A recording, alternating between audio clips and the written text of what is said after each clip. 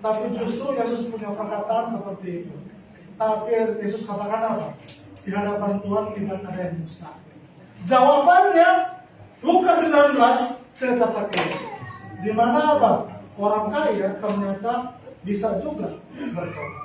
Nah, siapa Sakeus itu?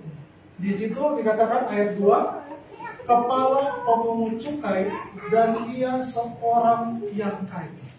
Arti namanya adalah di Ibrani Sakai, artinya pure, murni atau tahir. Nah, saya menarik di sini. Di Alkitab bilang dia bukan cuma pemungut cukai. Ingat ya, salah seorang murid Yesus juga pemungut cukai. Siapa namanya? Ada yang tahu? Judas Levi yang pemungut cukai. Kalau Judas dia bukan.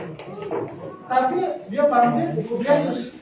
Dan kita lihat menariknya, Sakeus ini pendek, tapi jadi kepala pemungut cukai. Jadi saudara-saudara, jangan nggak enteng sama orang pendek. Waktu saya kecil, dulu di jemaat di Jakarta, ada juga sekretaris jemaat gereja pendek, tapi kepala pajak. Jadi saudara, mungkin sampai sekarang ada juga yang generasi penerus Sakeus. Jadi jangan nggak enteng. Yang pendek-pendek ini ternyata juga otaknya pintar juga sampai jadi kepala pemungut cukai atau kepala pajak. Dan walaupun dikatakan dia kepala pemungut cukai, tapi dibenci oleh orang Yahudi. Karena apa? Walaupun mereka ini pemungut cukai, dianggap pengkhianat bangsa.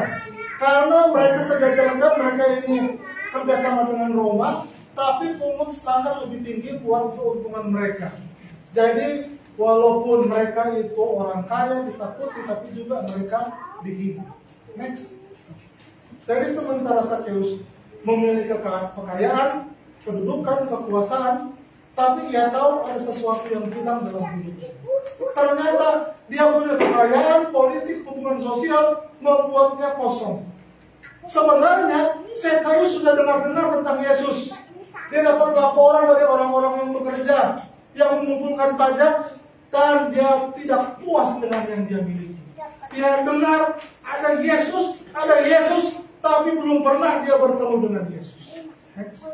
Saudara-saudara, banyak juga dari kita telah ada di tempat yang sama. Ketika kita tersesat, Tuhan akan membawa kita ke tempat di mana kita tahu ada sesuatu yang hilang dalam hidup kita. Dan kita tidak bisa menenggelamkan kehidupan kita. Saudara, ada banyak orang ketika sukses kaya, dia pikir seperti Salomo katakan apa? Aku telah memuaskan diriku dengan anggur. Puas gak dia? Dengan semua biduan-biduan. Dan juga ada lebih parah lagi, pakai narkoba lagi. Tapi ada sesuatu yang kosong dalam hidupnya. Saudara-saudara, dengan keyakinan ketika semua anak buahnya telah bawa laporan tentang Yesus, Sakeus punya keinginan siapa sebenarnya Yesus itu, sehingga dia mau bertemu dengan Yesus. Next. Paulus sendiri dalam Filipi 3:8 dan 9 katakan, malahan segala sesuatu kuanggap rugi karena pengenalan akan Kristus Yesus, Tuhanku, lebih mulia daripada semuanya. Oleh karena dia, aku telah melepaskan semua itu dan anggapnya sampah, supaya aku memperoleh Kristus. Dan berada dalam dia bukan dengan kebenaranku sendiri, karena mentaati hukum Taurat, melainkan dengan kebenaran karena kepercayaan kepada Kristus, yaitu kebenaran yang Allah anugerahkan berdasarkan kepercayaan. Ayat yang ke-10. Saya mau kita baca sama-sama ayat 10. 2, 3. Yang kukehendaki ialah mengenal dia dan kuasa kebangkitannya dan persekutuan dengan penderitaannya, di mana aku menjadi serupa dengan dia dalam kematian. Dalam ayat selanjutnya katakan, supaya aku akhirnya beroleh kebangkitan dari antara orang lain. Saudara-saudara, saya garis bawahi tadi di ayat yang ke-9, pengenalan dan mengenal. Ini bukan hanya tahu, saudara, tapi ini benar-benar seperti bahasa Inggris know knowledge. Ini berbicara tentang pengetahuan yang mendalam dari semua. Dan kata-kata ini mengacu pada pengetahuan yang mendalam, intim dan lengkap. Saudara, saya bisa tahu siapa Presiden Indonesia, Pak Jokowi. Tapi saya belum kenal dia. Saya tidak pernah berhubungan dengan dia. Saudara-saudara, banyak kali kita juga orang Kristen, orang Advent, kita sudah dengar Yesus. Tapi kadang-kadang mungkin kita tidak kenal siapa Yesus itu, karena kita tidak punya hubungan dengan dia. Saudara-saudara, tidak peduli seberapa dalam orang setia bertumbuh, tampaknya ada selalu keinginan untuk lebih. Ada keinginan untuk mengenal dia lebih baik, dan untuk memahami firman-Nya dengan lebih baik, bertumbuh lebih dekat kepadanya. Ada keinginan dalam anak Tuhan mengenal dia dalam kepenuhan. Saudara, tadi di sekolah sahabat judulnya bahas Opa Yakobus, iman yang apa? Mengalahkan segala. Saudara-saudara, mereka itu bukan cuma tahu biasa-biasa saja ini reformator ini. Bayangkan sampai William Tyndale, John Huss, Wycliffe, mereka rela diri mereka apa? Dibunuh, dibakar, dan lain sebagainya. Karena apa? Mereka tahu persis apa kebenaran firman Tuhan. Dan kita sebagai anak Tuhan, kalau memang kita setia, kita tidak akan puas dengan perjalanan kita dengan Tuhan biasa-biasa saja. Kita akan cari tahu apa sebenarnya keinginan Tuhan supaya kita bisa hidupkan. Melihat Yesus adalah apa? Penting untuk menjalani kehidupan Kristen yang sukses dan bahagia. Dan Tuhan mau supaya kita mencontohi Sakeus yang pada akhirnya setelah dia kaya, punya kedudukan, menjadi kepala pajak, tapi ada sesuatu yang kosong. Ternyata bertemu dengan Yesuslah yang membuat dia bahagia. Next slide. Yang pertama, ada kesulitan melihat Yesus. Ayat inti kita ya, Yesus masuk ke kota Yeriko dan berjalan terus melintasi kota itu. Di situ ada seorang bernama Sakeus, kepala pemungut cukai. Ia seorang kaya.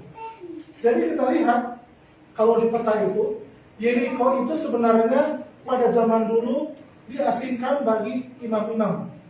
Dan saat itu dikatakan sekali imam bertempat tinggal di sana, kota itu menjadi lalu lintas yang ramai. Dan kemudian pegawai-pegawai dan tentara Roma juga, orang-orang asing dari berbagai tempat ada juga di sana. Sedangkan pengumpulan pajak menjadikan tempat tinggal bagi banyak pemungut cukai di Yeriko. Jadi memang Yesus punya agenda supaya apa? Masuk kota Yeriko dan melintasi kota itu. Dia punya misi. Dan ayat yang ketiga dikatakan ia berusaha untuk melihat Yesus. Orang apakah Yesus itu? Tetapi ia tidak berhasil karena apa? Orang banyak dan juga badannya pendek. Jadi kita lihat sudah pendek, ketika datang orang banyak nggak kelihatan Yesusnya. Jadi akhirnya apa? Di pelajarannya. Next slide dulu. Ketika kita ingin melihat Tuhan, setan akan tempatkan rintangan apapun supaya kita tidak bisa melihat Yesus. Amin, saudara-saudara. Kadang-kadang kita mungkin punya kerinduan bertemu Yesus, tapi orang-orang lain membuat kita tidak bisa lihat Yesus. Atau juga kekurangan-kekurangan kita sendiri yang menghalangi kita. Seperti Sakeus, badannya pendek. Kekurangannya menghalangi dia untuk melihat Yesus. Pelajarannya, jangan biarkan orang lain menghalangi kita lihat Yesus. Jangan biarkan kekurangan kita menghalangi kita untuk melihat Yesus. Saudara, kadang datang ke gereja, ini jadi pelajaran. Bisa jadi pasangan kita, orang tua kita, anak kita sendiri yang menjadi penghalang supaya kita datang atau tidak bisa tepat waktu ke gereja. Jangan sampai orang lain menghalangi kita melihat Yesus, dan juga barangkali juga kritik-kritik orang lain menghalangi kita melihat Yesus. Next, ayat ke-7. Tetapi semua orang yang melihat hal itu bersungut-sungut, katanya ia menumpang di rumah orang berdosa. Jadi sebenarnya apa? Ketika Sakeus sudah bisa panjat pohon, Dan Yesus bilang, Sakeus, saya mau datang menumpang di rumahmu. Yang pertama kali kritik siapa? Orang-orang yang ikut Yesus. Kenapa Yesus mau undang Sakeus? Atau Yesus mau menumpang di rumah Sakeus? Karena apa? Mereka tahu Sakeus orang berdosa. Saudara-saudara, mereka kritik Sakeus karena dia orang berdosa. Tapi juga mereka mengkritik Yesus karena Yesus mau apa? Menumpang di rumah Sakeus. Saudara, jangan biarkan kritik-kritik orang lain menghalangi hubungan kita dengan Yesus. Tetap ikut jalan Yesus, bertekun dalam upaya untuk bisa melihat Yesus. Next slide. Dedikasi untuk melihat Yesus. Keinginan untuk melihat Yesus menjadi hebat karena Sakeus tidak mengizinkan orang banyak atau kondisinya yang pendek ini menghalangi jalannya melihat Yesus. Ada harga yang dia bayar. Maka ayat 4 dibilang apa? Berlarilah ia mengganggu orang banyak, lalu panjat pohon untuk melihat Yesus. Jadi kita lihat, saya garis bawahi berlari.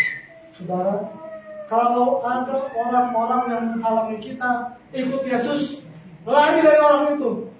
Jangan dekat-dekat, karena jangan-jangan orang tersebut yang akan menghalangi kita untuk melihat Yesus. Dan Sakeus telah panjat pohon. Kita juga harus cari tempat yang tepat di mana kita bisa melihat Yesus. Ada harganya. Walaupun dia pendek, harus panjat pohon. Saudara-saudara, guys, melihat Yesus itu tidak mudah. Itu akan membebani kita sesuatu untuk melihat, ada harganya. Mungkin dengan doa yang tekun, waktu dalam firman Tuhan, hadir firman Tuhan, berbalik dari dosa-dosa kita, korbankan harga diri kita. Jadi melihat Yesus itu tidak murah, tetapi akan bernilai berapapun. Ada harga yang harus kita bayar.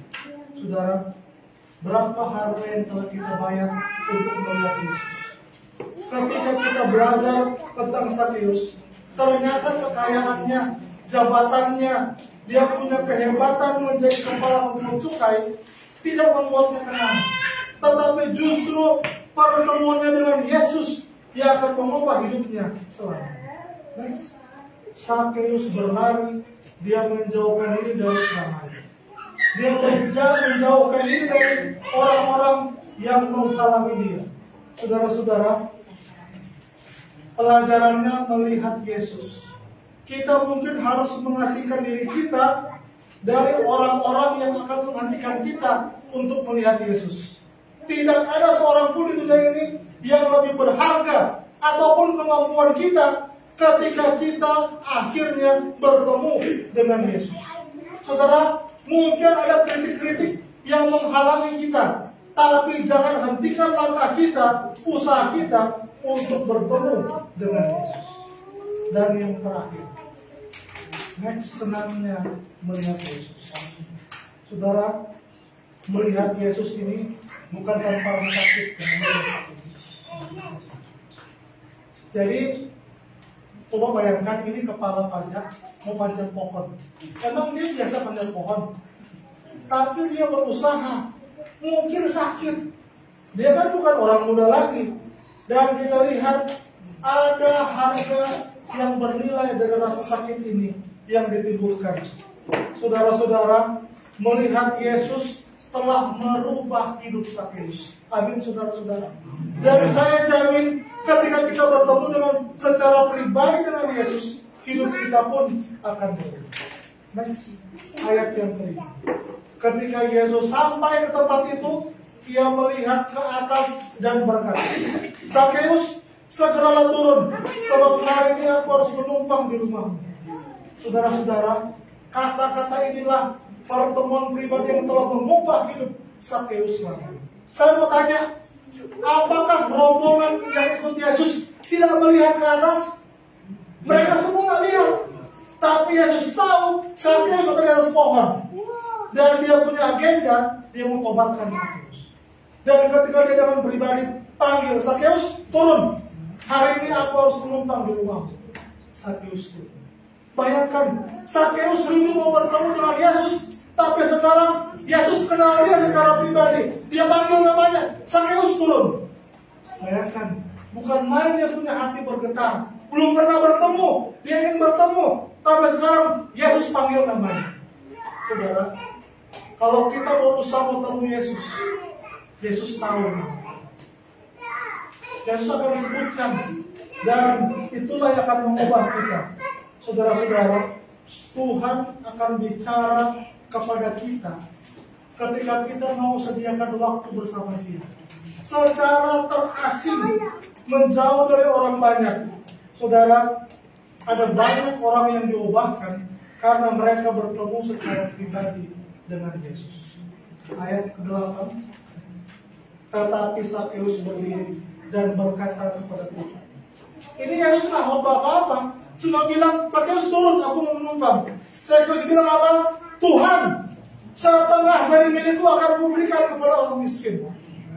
Nggak gampang orang kaya bilang, setengah milikku 50% berikan kepada orang miskin.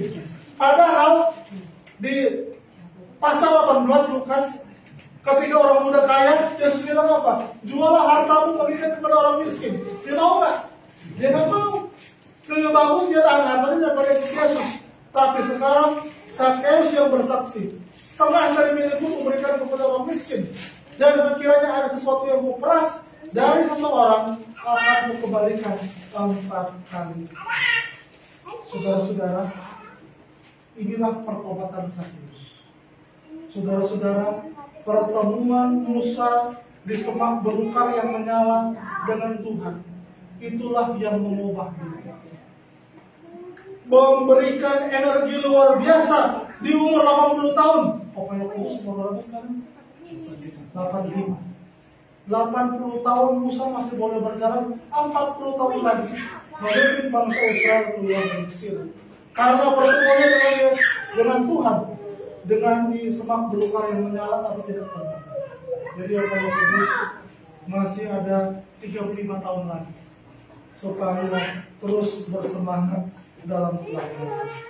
Saudara-saudara, dengan melihat Yesus, kehidupannya diubahkan dan dia dipenuhi dengan keberanian dan kekuatan untuk terus bersaksi bagi nama. Next lagi, saudara-saudara, kita bisa lihat dalam kisah ini. Tanyakan kepada wanita di sumur Yakub. Ketika dia bertemu Yesus, Yesus bilang, kalau kamu minum air ini, kamu tidak akan haus.